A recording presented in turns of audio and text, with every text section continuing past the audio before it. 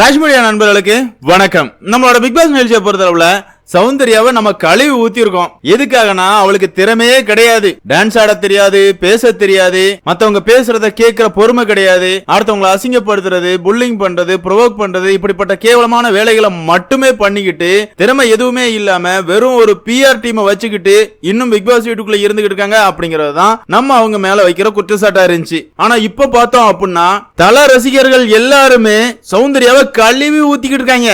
அதாவது சௌந்தர்யாவை பொறுத்தளவுல வாய் கொடுத்து வாங்கி கட்டிக்கிட்டு இருக்காங்க அப்படின்னே சொல்லலாம். இந்த வாரத்தை பொறுத்தளவுல பிக் பாஸ் வந்து ஒரு டாஸ்க் கொடுத்திருக்காரு. ஆடி ஆட்டம் என்ன அப்படிங்கிறது தான் டாஸ்க். இந்த டாஸ்க பொறுத்தளவுல ஒவ்வொரு போட்டியாளர்களும் ஒவ்வொரு கேரக்டர்ல இருக்கிறாங்க.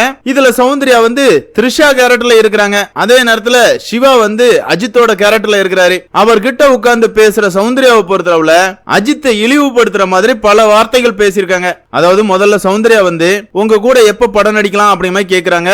உடனே அந்த இடத்துல சிவாவை பொறுத்தளவுல நம்ம தான் ஏற்கனவே 10 படத்துக்கு மேல நடிச்சிட்டமே அப்படிமே சொல்றாரு. அந்த இடத்துல சௌந்தர்யா வந்து உங்களுக்கெல்லாம் வயசாயிருச்சு சார், இன்னும் நீங்க நடிச்சுக்கிட்டு இருக்கீங்க அப்படிங்கிற மாதிரி ஒரு வார்த்தையை சொல்லிட்டா. ஏமா தலைக்கு வயசாயிருச்சுன்னு சொல்றியே, யாராவது ஏத்துப்பாங்களாமா? இன்னைக்கும் அவரை பொறுத்தளவுல பைக் ரேஸ், கார் ரேஸ்னு கலக்கிட்டு இருக்காரு. உனக்கு உட்கார்ந்தா எலும்ப முடியல, அரை கிளவி. 30 வயசு ஆன பிறகும் எனக்கு மெச்சூரிட்டியே கிடையாது, எனக்கு அது தெரியாது, இது புரியாது அப்படிங்கிற மாதிரி சின்ன பிள்ளை மாதிரி உட்கார்ந்து அழுகினி ஆட்டத்தை ஆடிக்கிட்டு இருக்க. நீ எல்லாம் தலைய பத்தி பேசுற பத்தியா? பேசுவோமா? கஷ்டப்பட்டு முன்னுக்கு வந்திருந்தாதான் உனக்கு அதோட வருத்தம்லாம் தெரியும். உன்னை பொறுத்தளவுலதான் பிஆர் டீமை செட் பண்ணிட்டு தானே பிக் பாஸ் வீட்டுக்குள்ளே விளையாண்டுகிட்டு இருக்க. உனக்கு எப்படி கஷ்டப்பட்டு முன்னுக்கு வர வழி தெரியும்? ஆமாங்க, பிக் பாஸ் வீட்டுக்குள்ளேயும் அதை தானே பண்ணிட்டு இருக்கா. முத்துக்குமாரனை எதுக்காக டார்கெட் பண்றாங்க? அவன் வந்து பெரிய செலிபிரிட்டி எல்லாம் கிடையாது. மிடில் கிளாஸா இருந்து தமிழ் மேல இருந்த பச்சால தமிழ் படிச்சு தமிழ்ல புலமை அடைஞ்சு தமிழை வச்சே முன்னேறி இந்த இடத்துக்கு வந்திருக்கான். எப்படிப்பா நம்ம கிட்ட பணம் இருக்கு, நம்ம அழகா இருக்கோம் அப்படின்னு நம்மளே நினைச்சுக்கிறோம். நம்மளை விட அதிகமா எப்படி முத்துக்குமாரனுக்கு ஆதரவு வருது அப்படிங்கிற பொறாமையில தானே நீங்க எல்லாருமே பிக் பாஸ் வீட்டுக்குள்ள முத்துக்குமாரனை போட்டு பொழந்துகிட்டு இருக்கீங்க. ஆனா நாங்க எதுக்காக முத்துக்குமாரனுக்கு ஆதரவு கொடுக்கறோம் அப்படின்னா அவன் வந்து ஒரு மிடில் கிளாஸ் பையன். மிடில் கிளாஸ்ல இருந்து இந்த இடத்துக்கு முன்னேறது எவ்வளவு கஷ்டம் அப்படிங்கறது எங்க எல்லாருக்குமே தெரியும். அப்படி இருக்கும்போது அவன் தான் இந்த சீசனோட டைட்டில் வின்னரா வரணும் அப்படிங்கறத எங்களோட ஆசை.